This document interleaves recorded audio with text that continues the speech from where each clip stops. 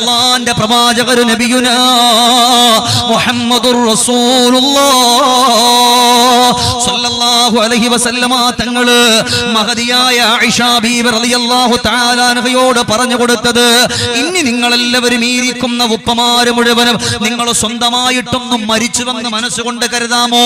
ഒരു 10 മിനിറ്റ് നിങ്ങൾ അങ്ങനെ ഒന്ന് കരുതണം. നിങ്ങളുടെ മയ്യത്ത് കാണാൻ ആളുകൾ വരുന്നത്, നിങ്ങളെ കുളിപ്പിക്കുന്നത്, നിങ്ങളെ കൊണ്ടുപോകുന്നത്, പള്ളിപ്പറമ്പിലേക്ക് നിങ്ങളെ കൊണ്ടുവെക്കുന്നത്, ഓരോരുത്തരും ഞാൻ ഉൾപ്പെടെ ഇപ്പൊ ഈ സെക്കൻഡിലൊന്ന് ചിന്തിക്കാമോ? നബി തങ്ങൾ പറഞ്ഞ വാക്കിലോടൊന്ന് കടക്കുമോ?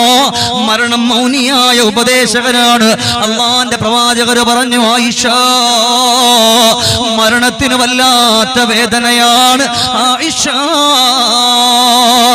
സഹോദരങ്ങളെ, നബി തങ്ങൾ പറഞ്ഞു മരണം മൗനിയായ ഉപദേശകനെന്ന് പറയാനുള്ള കാര്യം പറയുകയാണ്.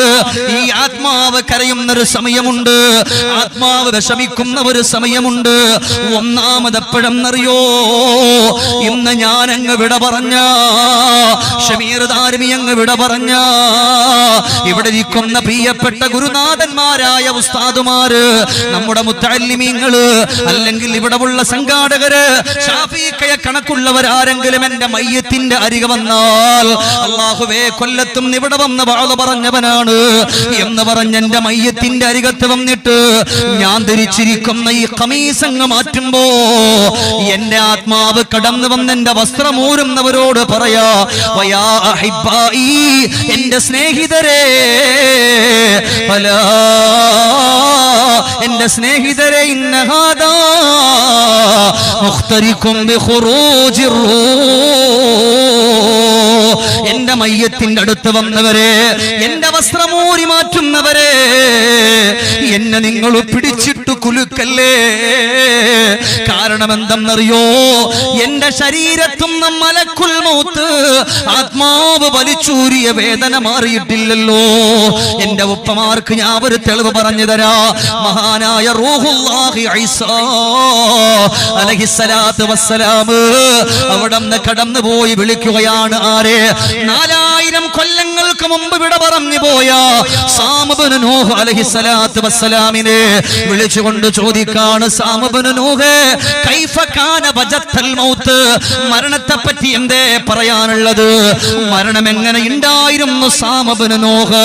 ആ സമയത്ത് സങ്കടപ്പെട്ടിട്ട് 4000 കൊല്ലങ്ങൾക്ക് മുമ്പ് വിട പറഞ്ഞു പോയ സാം ഇബ്നു നൂഹ് അലൈഹിസ്സലാത്തു വസ്സലാം പറയാ, വേദനയാ. മലക്കുൽ മൗത്ത് അലൈഹിസ്സലാത്തു വസ്സലാം എന്റെ തൊണ്ടക്കുഴിയിൽ നിന്ന് ആത്മാവിനെ വലിച്ചൂരിയ വേദന ഇന്ന് വരെ മാറിയിട്ടില്ലല്ലോ. 4000 കൊല്ലങ്ങൾക്ക് മുമ്പ് വിട പറഞ്ഞു പോയ ബഹുമാനപ്പെട്ട നൂഹ് നബിയുടെ മകനാണ് സാം. ആ സാം അലൈഹിസ്സലാത്തു വസ്സലാം പോലും വല്ലാണ്ട് പൊട്ടിക്കരഞ്ഞുകൊണ്ട് പറഞ്ഞു പോയെങ്കിൽ, അപ്പം മരിച്ചുപോയ ആ സെക്കൻഡിൽ മരിച്ച എന്റെ വസ്ത്രം ഊരുമ്പോ, ഉപ്പാ നിങ്ങളുടെ വസ്ത്രം നിങ്ങളുടെ മക്കൾ ഊരുമ്പോ നിങ്ങൾ പറയും, മക്കളെ വേദനിക്കുകയാണ്. ഒന്നാമത് കരയുന്നത് അപ്പോഴാണ്. രണ്ടാമതോ കുളിപ്പിക്കാൻ വേണ്ടി എടുത്തുകൊണ്ട് കടന്നു പോകുമ്പോ അപ്പോഴും പറയുന്നു, കുലുക്കല്ലേ, വല്ലാതെ വേദനിക്കുന്നേ. ആത്മാവ് വലിച്ചൂരിയ വേദന മാറിയിട്ടില്ല. അതുകൊണ്ട് തന്നെ നിങ്ങൾ പിടിച്ചു കുലുക്കല്ലേ. ഞാൻ പെട്ടെന്ന് പറഞ്ഞു പോവുകയാ. നിങ്ങൾ ഓരോരുത്തരും നിങ്ങളുടെ അവസ്ഥയാണെന്ന് കരുതിക്കോ. മൂന്നാമത് അവിടെ നിന്ന് മയ്യത്ത് കുളിപ്പിക്കുമ്പോ, എഴുന്നേപ്പിച്ച് ഇരുത്തുമ്പോ, അവിടെ നിന്നതാ നഖത്തിന്റെ ഇടയിലുള്ള അഴുക്കെടുക്കുമ്പോ, വയറ്റത്ത് നിൽക്കുമ്പോ പറയാ, വയാ ഇഖ്വാനി, എന്റെ സ്നേഹിതരെ, എന്നെ കുളിപ്പിക്കുന്നവരെ, എന്നെ നിങ്ങൾ പിടിച്ചു കുലുക്കല്ല. എന്തോ ഒരു വേദനയാണ്. അങ്ങനെ കുളിയെല്ലാം കഴിയുകയാണ്. ആ കുളി കഴിയുമ്പോ, കുളിപ്പി കുളിപ്പിക്കുന്നവര് ചോദിക്കുകയാണ്, അവിടെ റെഡിയാണോ, എവിടെ റെഡിയാണോ എന്നാണ് ചോദിക്കുന്നത്. വീട്ടിന്റെ ഏറ്റവും വലിയ ഹാളിൽ എന്റെ കരളിന്റെ കഷണങ്ങളായ ചെറുപ്പക്കാരാ, ഇന്ന് മരിക്കൂലല്ലോ, നാളെ മരിക്കൂലല്ലോ, 26 വയസ്സല്ലേ പ്രായമുള്ളൂ, 30 വയസ്സല്ലേ പ്രായമുള്ളൂ എന്ന് പറഞ്ഞിട്ട് കിടക്കുന്ന എന്റെ കൂട്ടുകാരാ, നിങ്ങളെ കണക്ക് ആരോഗ്യമുണ്ടായിരുന്ന, മസിൽ പവർ ഉണ്ടായിരുന്ന, ചങ്കൂറ്റമുണ്ടായിരുന്ന, എന്തിനു ഓടിച്ചാടി നടന്നിരുന്ന എത്രയോ ചെറുപ്പക്കാർ ഇന്ന് പച്ചമണ്ണാകുന്ന ഖബറിന്റെ ഉള്ളിൽ പോയില്ലേ കൂട്ടുകാരാ. അവരുടെ മയ്യത്ത് കുളിപ്പിച്ചില്ലേ നിങ്ങള്, കൊണ്ടുവന്നിട്ട് കബറടക്കിയില്ലേ നിങ്ങള്. അങ്ങനെ കുളി കഴിയുമ്പോ അപ്പൊ ചോദിക്കാനെല്ലാം റെഡിയാണോ, അവിടെ അതാ വിരിച്ചിട്ടിരിക്കുന്നു. നമ്മൾ എത്ര നല്ല വസ്ത്രമെടുത്തവരാണ്, നമ്മൾ എത്രയോ വസ്ത്രങ്ങള് ശരീരത്തിന് ചേരുന്നത് നോക്കിയിട്ട് ഞാനും നിങ്ങളും സെലക്ട് ചെയ്തവരാണ്. ഇതാ 3 കഷണം വെള്ളത്തുണി. എത്ര വലിയ കോടീശ്വരനാണെങ്കിലും, എത്ര വലിയ പണക്കാരനാണെങ്കിലും എല്ലാവർക്കും 3 കഷണം വെള്ളത്തുണിയാ. അതങ്ങ് വിരിച്ചിട്ടിരിക്കുന്നു, കൊണ്ടുവന്നിട്ട് കിടത്തുകയാണ്.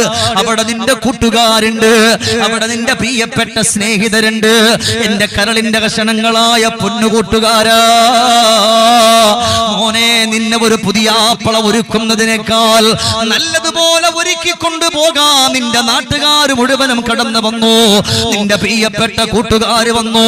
അന്ന് നിന്നെ കല്യാണത്തിന് നിന്നെ ഒരുക്കി കൊണ്ടുപോകുമ്പോ നിന്റെ പുറത്ത് ഇല്ലാത്ത കാര്യങ്ങൾ ഒലിപ്പിച്ചവൻ പോലും, നിന്റെ കല്യാണത്തിന്റെ അന്ന് പടക്കം പൊട്ടിച്ചവൻ പോലും, നിന്റെ കല്യാണത്തിന് നിന്നെ കാളവണ്ടിയിൽ കൊണ്ടുപോയവൻ പോലും, കല്യാണത്തിന് അനാചാരവും ആർഭാടവും ആഭാസരവുമായി നിന്നെ ചുമന്നു കൊണ്ടുപോയ നിന്റെ കയ്യിലും നീ കെട്ടിയ നിന്റെ പെണ്ണിനെയും ഒരുപാട് കുറ്റപ്പെടുത്തിയ കൂട്ടുകാര് പോലും ഇന്നവരതാ ഒന്നും മിണ്ടാതെ അവര് വന്നിങ്ങനെ നിൽക്കുകയാണ്, നിന്നെ പൊതിയാൻ പോവുകയാണ്.